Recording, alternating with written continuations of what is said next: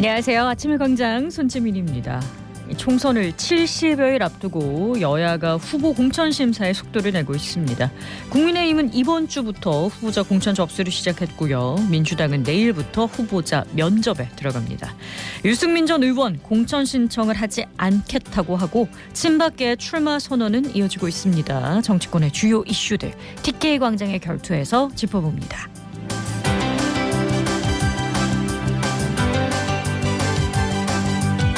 1월 30일 화요일 아침의 광장, 오늘도 시사비타민 알차게 챙겨드립니다. 먼저 이 시각 교통 상황과 날씨 알아보죠. 박나영 리포터. 네, 오늘 아침 달구벌대로에서 정체 흐름 보이고 있는데요.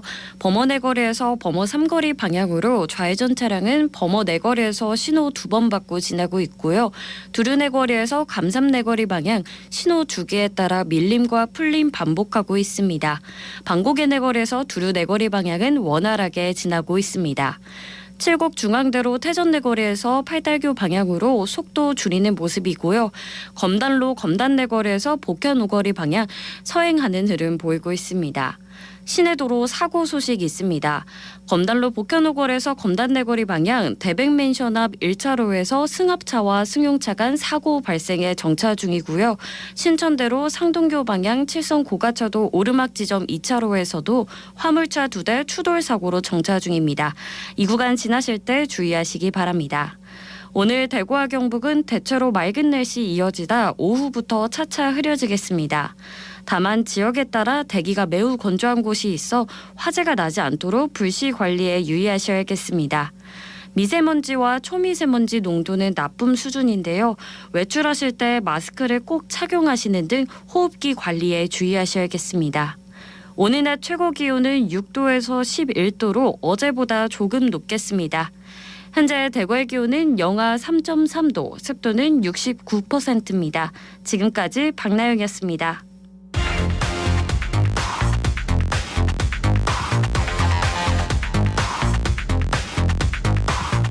빠르고 정확하게, 명쾌하고 날카롭게 대구 경북의 오늘을 보는 KBS 대구 아침의 광장과 함께하고 계십니다. 대구 경북의 주간 브리핑으로 이어갑니다. 오늘 아침 뉴스 매일신문 김윤기 기자와 함께할게요. 안녕하세요. 예, 안녕하세요. 네, 첫 소식 볼까요? 예, 서대구역에서 출발해 신공항을 지나 의성까지 가는 공항철도 노선인 대구경북선 노선 밑그림이 공개됐습니다. 국토교통부는 어제 대구경북선 사전 타당성 조사에서 여러 대안을 검토한 결과 서대구역에서 신공항역으로 가는 중간에 이른바 동구미역을 추가하는 방안이 유력하다고 밝혔습니다. 이건 구미지역 산업단지와 도심 교통 수요를 고려했을 때 역사를 추가하는 게 오히려 사업 타당성을 높일 수 있다는 판단인데요. 구미 국가산단은 지난해 반도체 특화 단지로도 지정돼서 항공 물류 및 여객 수송에서 모두 강점을 지녔다는 설명입니다. 네, 구미에서는 아주 반가워할 소식인데요. 예, 사업 타당성 조사 단계에서는 노선 자체를 공개하지 않지만 국토부는 이번에 이례적으로 노선을 명시해 발표했습니다. 구미는 반색할 만한 내용입니다만 반대로 구미와 함께 칠곡을 경유하는 노선은 가능성이 낮은 걸로 나타나서 칠곡 지역에서는 아쉬워하는 목소리가 나올 것 같습니다. 국토부는 이 사업에 대한 사전 타당성 조사를 마무리하는 대로 구미를 경유하는 노선으로 내달 예타를 신청할 계획이고요. 네. 최종 결과 발표까지는 이르면 1년에서 1년 6개월 정도가 걸릴 거라고 합니다. 그렇군요. 다음 소식 보죠. 예, 서문시장 4지구 재건축 사업 시공사가 사실상 선정됐다는 소식 지난달에 전해드렸는데요. 네. 법원에서 제동이 걸렸습니다. 선정 절차에 대한 절차적 하자를 지적한 일부 조합원 및 대의원이 가처분 신청을 받아들인 건데 내일로 예정된 조합원 총회가 무산되고 향후 절차에도 진통이 따를 걸로 보입니다. 네, 이 절차상 문제라고 하셨는데 어떤 건가요? 예, 서문시장 4지구 재개발 사업은 시공사 선정에 관한 입찰이 지난해 1월부터 5월까지 4차례나 유찰되는 등 어려움을 겪었습니다. 이후 수의계약 방식으로 전환해 서한을 우선협상 대상자로 선정, 조합총회에서 투표에 붙일 예정이었는데요. 네.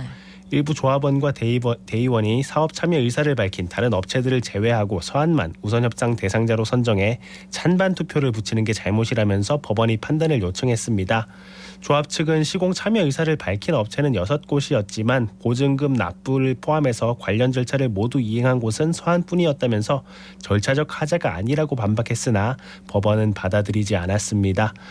법원이 총회 개최 금지 가처분 신청을 인용한 가운데 조합 측은 법원이 판단을 존중한다면서 이사회 회의를 열고 빠르게 절차를 다시 밟겠다는 입장을 밝혔습니다. 네, 시공사 선정이 다시금 안개 속으로 들어가는 느낌이네요. 다음 소식 볼까요?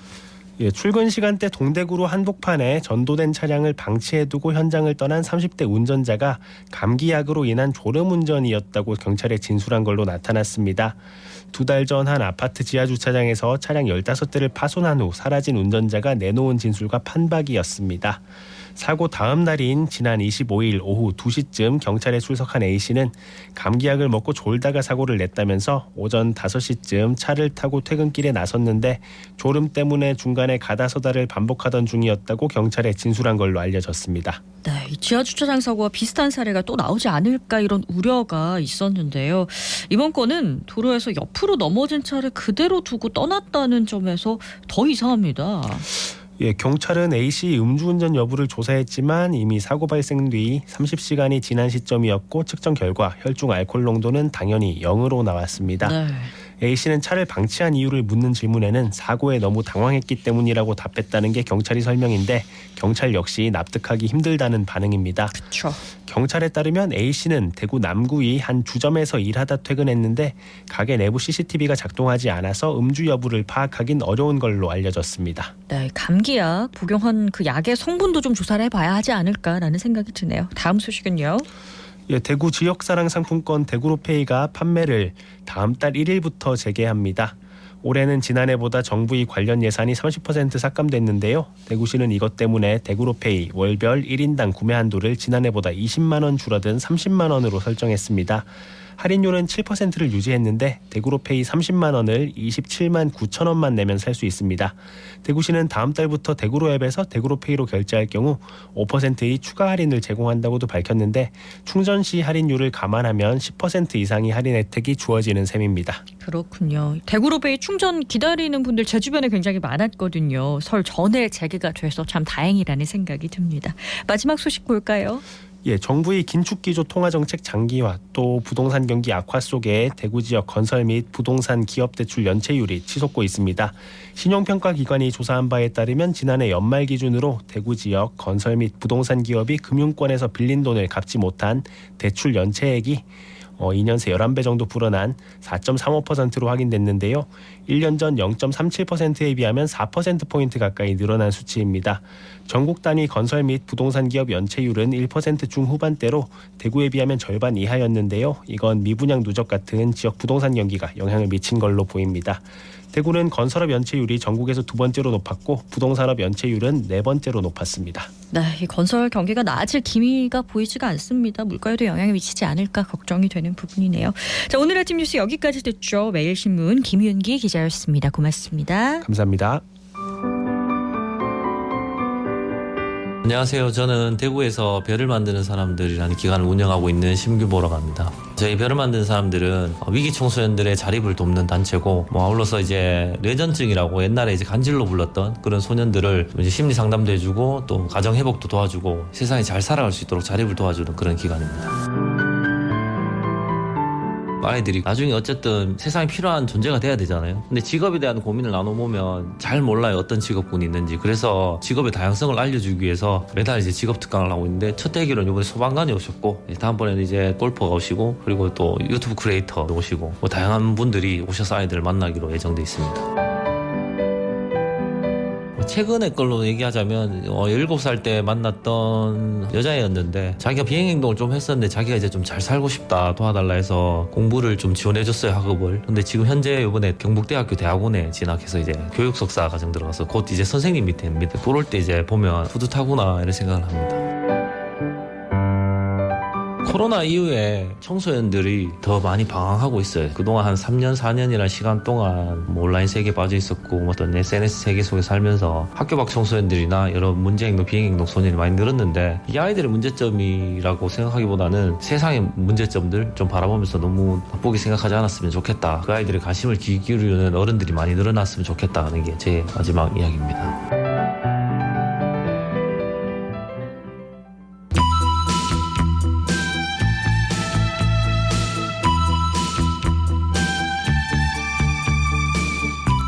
TK에서 바라보는 정치, TK가 바라는 정치, 대구 경북의 다양한 목소리를 펼치는 TK 광장의 결투입니다. 자, 오늘은 배재훈 전 대구시 의원 나오셨고요. 안녕하세요. 안녕하세요. 대구의 힘이 국민의 힘이다. 반갑습니다. 대구의 힘이라고 외쳐주셨습니다. 그리고 민주당 대구시당 총선기획단 이정현 단장 나오셨습니다. 안녕하세요. 네, 반갑습니다. 남구 이정현입니다. 그렇습니다. 자, 오늘은 먼저 우리 지역에 축하할 일부터 좀 짚고 갈게요. 달빛 철도 특별법. 드디어라는 단어가 참 잘 어울리죠. 통과를 했습니다. 국회. 자, 지난 시간에 나오셨을 때만 해도 결과를 알 수 없다. 언제 될지 모르겠다. 이러면 지역 정치권의 분발을 촉구하셨는데, 자, 이번 특별법 통과의 정치적 의미 한번 얘기 나눌까요? 네. 제가 방송 첫 출연하는데 네. 하필 이 주제여서 제가 정부 여당도 비판하고요. 저희 당 의원님들도 좀 비판하고 이렇게 했었는데 의미가 있었네요. 네, 정말 다행입니다. 지금 많은 학자들이 지금 대한민국의 3대 문제를 지적하고 있습니다. 첫 번째는 이 남북 문제거든요. 네. 자고 일어나면 북한에서 미사일을 쏘고 핵 문제로 저희를 위협하고 있고요. 두 번째가 정치 문제입니다. 이게 양극단이 서로 끝을 바라보지 않고 계속 싸우고 있거든요. 또 세 번째가 이 동서 갈등입니다. 근데 이 동서 갈등이 보면 두 번째 정치 문제와도 연관되어 있거든요. 어쨌든 국민의힘의 텃밭은 영남입니다. 더불어민주당은 호남이죠. 이 동서 갈등을 해결하지 않고서는 이 정치 문제도 해결할 수 없거든요. 그래서 이런 달빛철도 특별법은 꼭 통과됐어야 했고 네. 이걸로 끝나지 않고요. 제2의 특별법이 또 나와야 된다. 또 한 가지만 더 말씀드리면 이번 기재부에서 만든 1999년도에 만든 이 예타 제도거든요. 이 예타 제도가 지금하고 맞는지도 한번 봐야 됩니다. 인구가 너무나 줄어들고 있고요. 지방이 소멸시대로 가고 있거든요. 이 지금 예타 제도로는 국책 사업을 실행할 수가 없습니다.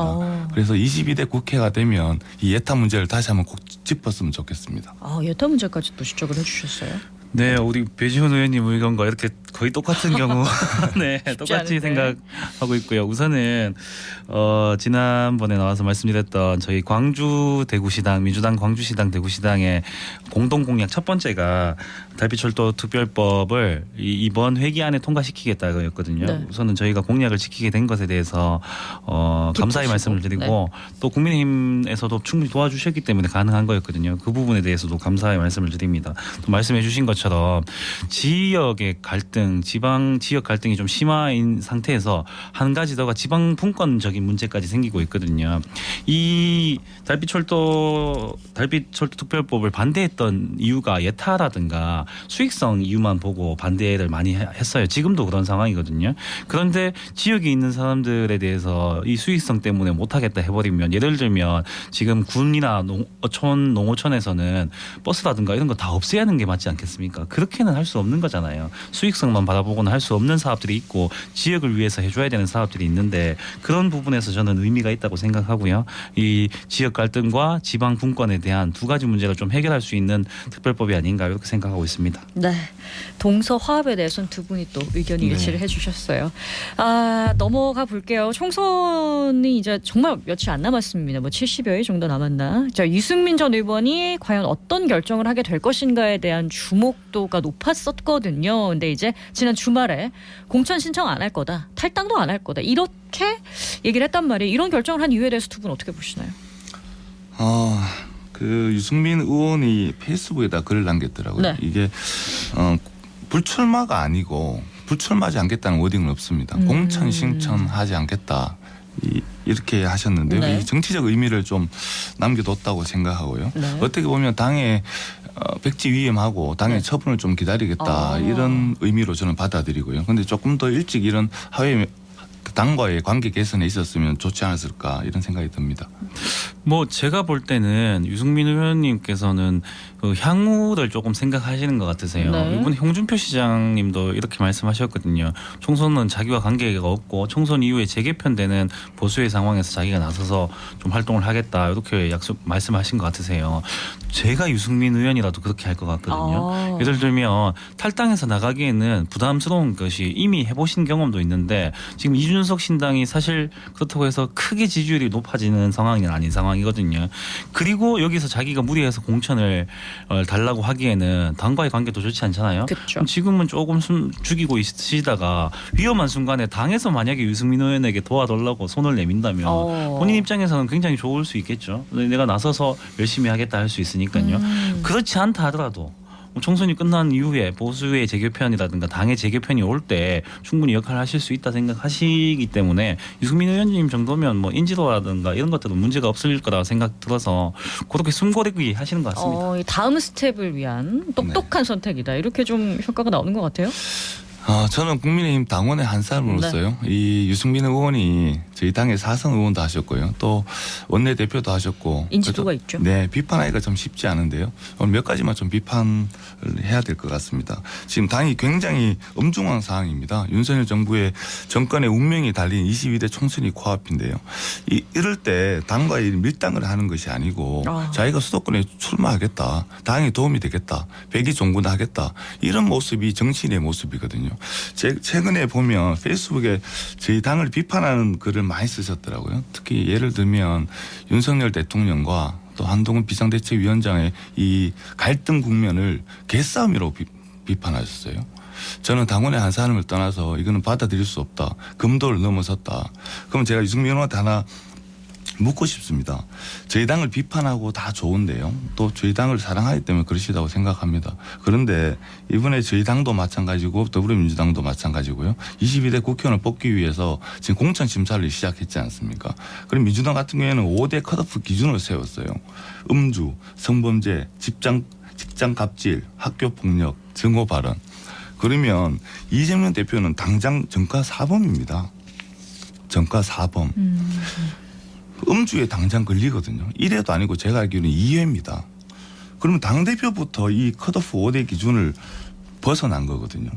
이런 문제에 대해서는 단 한 번도 비판하지 않으시고 또 저희 당정 관계에 이 갈등을 개싸움으로 비판하셨어요. 저는 도저히 받아들일 수가 없고 저희 당을 비판하는 것만큼 민주당도 같이 비판해 주시고 저 그랬으면 좋겠다 이런 생각을 가집니다. 네, 갑자기 또 민주당 얘기가 나와가지고 많이 당황하셨을 것 같은데. 네, 뭐 제가 유승민 의원 얘기가 나오다가 이렇게 얘기가 나오니까 그 당내 비판에 대해서 조금 생각해 볼 게 있는데 우리 지금 양당다가 당내에서 당내에 비판을 하면 배신자 프레임을 걸고 당내 내부 정화에 대해 얘기를 하면 그게 더 문제라고 얘기하는데 제가 알기로는 유승민 의원도 민주당 비판 엄청 하셨거든요. 최근에 토론회에 나오셔서도 엄청 하시고 있고 저희 당에서도 국민의힘 당을 비판을 엄청 하면서도 당내를 좀 정리하자는 분위기 말을 하면 또 비판받는 이런 상황이 계속되는데 저는 이런 양극 정치가 조금 더 문제라고 생각하고요. 내부 순환을 좀 서로가 좀 잘해봤으면 좋겠습니다. 사실은. 네, 아까 이제 배 전 의원님께서 당이 힘들 때 좀 도와줘야 되지 않겠냐 이런 얘기하셨는데 그게 혹시 험지 출마 가능성일까요?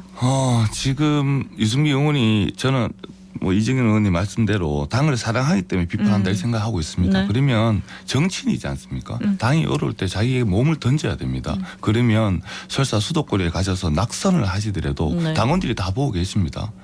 유승민 의원이 저희 당에 정말 당을 위해서 헌신하는구나. 그러면 당대표에 다음에 또 도전하시면 되지 않습니까? 많은 또 당원들이 그런 유승민 의원의 행동에 대해서 높이 평가해 주실 거예요. 그러면 당대표가 되시면 그런 힘으로 또 저희 당도 개혁하고요. 민주당과의 관계도 개선하고. 일단 수도권으로 가는 거에 대해서는 좀 긍정적으로 좀 보고 계신다고. 저는 그렇지만 저희 당에는 크게 도움되지 않다고 생각합니다. 네. 또 왜냐하면 또 전통적인 지지자들은 유승민 의원에 대한 반발이 있는 것도 사실이거든요. 유승민 의원 얘기를 하면 생각이 날 수밖에 없는 게 이제 이준석 전 대표잖아요. 그 얘기 좀 해볼게요. 유 전 의원에 따라 새누리당을 탈당해서 바른정당에 합류했었거든요. 이제 정치적 행보를 함께 해왔다라고 볼 수 있을 텐데 개혁신당과 이준석 대표에게 미칠 영향은 어떻게 보시나요? 유승민 의원의 행보가? 저는 뭐 크게 영향이 있을 것 같지는 않습니다. 이준석 신당은 진짜 이준석이라는 이름으로 지금까지 이어왔는 거고 물론 뭐 몇 분이 더 계시긴 하지만 그 이미지가 있는 거거든요. 이미 이전의 바른정당이라든가 이때는 어쩔 수 없는 보수 박근혜 대통령 탄핵으로 인해서 보수 재정비를 통한 신당이었고 지금 상태에서는 보수 재정비라든가 이런 게 아니라 국민의힘 당 내부적인 문제에서 이준석 신당이 새롭게 튀어나온 거거든요. 유승민 의원이 들어갈 명분도 사실 사실은 쉽지 않은 거고 제가 앞서 말씀드렸지만 유승민 의원은 지금 숨고르기 하시면서 네. 다음 자기 스텝을 생각하시는 게 저는 현명하다고 보고 있습니다. 유승민 의원 입장에서는 이준석 대표와의 정치적으로 이제 결별했다. 네. 이렇게 아. 이런 의미가 저는 강하다고 보고요. 또 한편으로 보면 이준석 대표가 이 신당을 만들면서 이 유승민 의원을 깊게 생각하지 염두에 않은 두지 것 않았을 같아요. 것 같다. 어떻게 보면 자기의 꿈이 유승민 의원을 대통령 만드는 거라고 그렇게 주장하셨고요. 정치적 멘토라고 하셨는데 자기가 만든 당에 멘토를 모시는 것 자체가 조금 어불성설이고요. 그다음에 또 최소한 삼고초려 정도는 하셔야 되지 않을까요? 물론 사석에서 어떻게 하시는지 모르겠지만 언론에서 비친 모습을 보면 그렇게 깊이 이렇게 모시려고 노력하지는 않으신 것 같고요. 어떻게 보면 정치적으로 예의만 갖춘 거 아니냐 저는 이렇게 보고 있습니다. 유승민 의원이 4선이죠. 네네. 그 4선인 분 최경환 전 부총리가 또 요즘 TV에 계속 나오고 계시죠. 경산에서 무소속 출마 선언하셨습니다. 자, 앞으로의 선거전 예상을 한번 해볼까요? 네, 그 경산으로 무소속 출마를 하셨다는 네. 건 자기 지지 기반이 있는 곳에서 출마를 그쵸. 하신다는 것이잖아요. 사실 저는 국민의힘당의 유승민 의원이나 혹은 김기현 대표, 장제원 의원보다도 더 비판받아야 될 점이라고 생각하거든요. 그러니까 당에서 있는 당 상황에서 정치적 결정을 하는 것과 네. 본인의 당부에서, 저는 네. 제가 볼 때는 최경환 전 부총리님의 본인의 욕심이거든요. 저는 말씀드리고 싶은 게 지금 최근 정치적인 물갈이 세대 교체하자는 말도 나오는데 55년생이시거든요. 지금의 연세에서 네. 지금까지 뭐 몇 년 동안 이제 그 직장 생활 하시고 하면서 이 정치계를 떠나고 한국 사회에서 약간 떨어져 계셨고 그런 도의적인 책임까지 생각하셨을 때 과연 나오는 게 바를까? 거기다가 제가 최근에 이 뉴스를 접하면서 공약 사항을 봤는데 경산에 3만 일자리를 만들겠다거든요. 국회의원으로서 공약이 이렇게 마구잡이로 합의서는 안 되는 일이거든요. 3만 일자리를 대구에서도 쉽게 말 못할 얘기를 경산에서 하겠다라는 거는 사실은 다 제가 봤을 때는 개인의 욕심으로 보이고 있어서 안타까운 생각이 더 듭니다. 네, 이정현 의원이 기본적으로 말씀을 주셨으니까요. 저는 다른 각도로 좀 보면 네. 최경환 의원은 이번에 정치적인 명예행복을 선언했다 이렇게 개인적으로 보고요. 또 정치적 결단을 하신 건데 그 판단은 뭐 시민들이 하실 거라고 저는 생각하고요. 일단 우선적으로 보면 복당 신청을 하셨는데 거절당한 걸로 알고 있습니다. 그래서 어쩔 수 없이 무소속 출마를 하신 거고요. 이 무소속 출마까지 염두한 것은 사실 최근에 불거졌지만 작년 7월부터 최경환 전 부총리. 부총리의 측근들이 대구에 오셔가지고 이미 활동을 하셨거든요. 물밑 작업을 했다. 네네.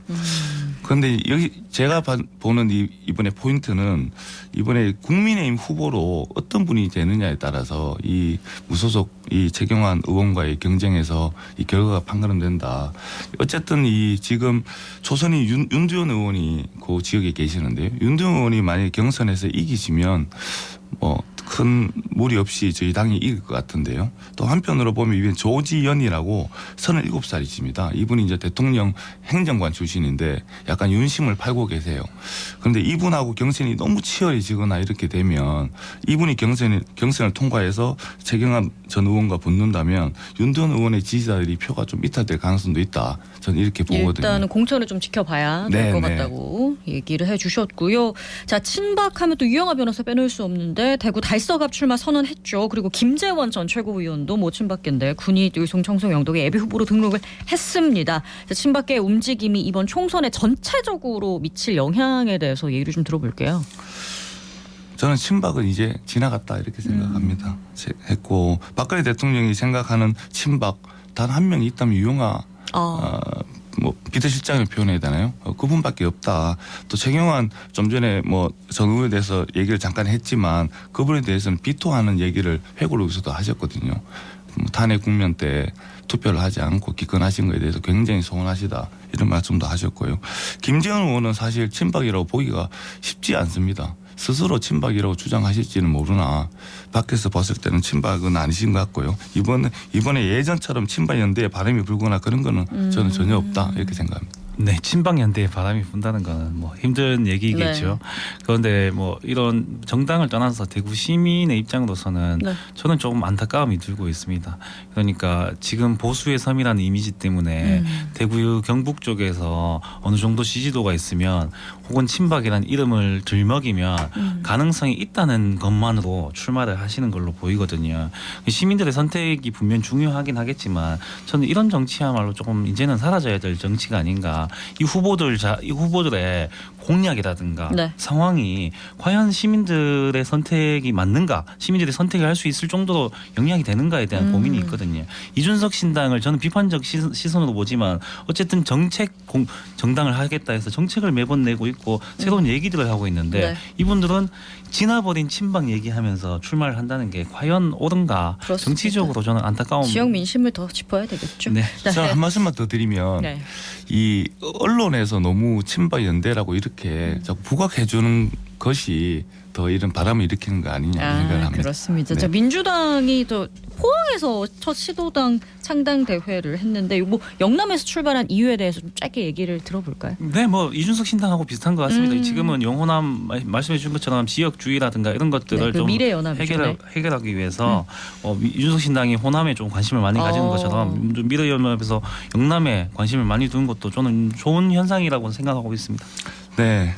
예상했던 뻔한 조합의 신당이라서요. 큰 바람을 저는 기대하기 어렵다 생각하고요. 저희 국민의힘이나 더불어민주당은 지금 좋은 분을 모시기 위해서 네. 인재영입도 하고 계시는데요. 이런 분들이 신당으로 가지 않으시고 저희 당으로 오시거나 더불어민주당의 당으로 가시는 거 보면 이 신당의 바람은 약하다. 네, 대구 경북에 어떤 바람이 실제로 불어날지 총선을 앞두고 계속해서 지켜보도록 하겠습니다. TK 광장의 결투 민주당 대구시당 총선기획당 이정현 단장, 배재훈 전 대구시의원 두 분 고맙습니다. 네, 감사합니다. 감사합니다. 네, 오늘 대구는 낮 기온이 10도까지 오르면서 평년 기온의 3, 4도가량 웃돌겠습니다. 추위는 없지만 미세먼지 농도가 초미세먼지 농도 나쁨 단계까지 오른다고 하니까요. 호흡기 건강 잘 챙기시기 바랍니다. 1월 30일 아침에 광장이 준비한 소식은 여기까지입니다. 오늘도 고맙습니다.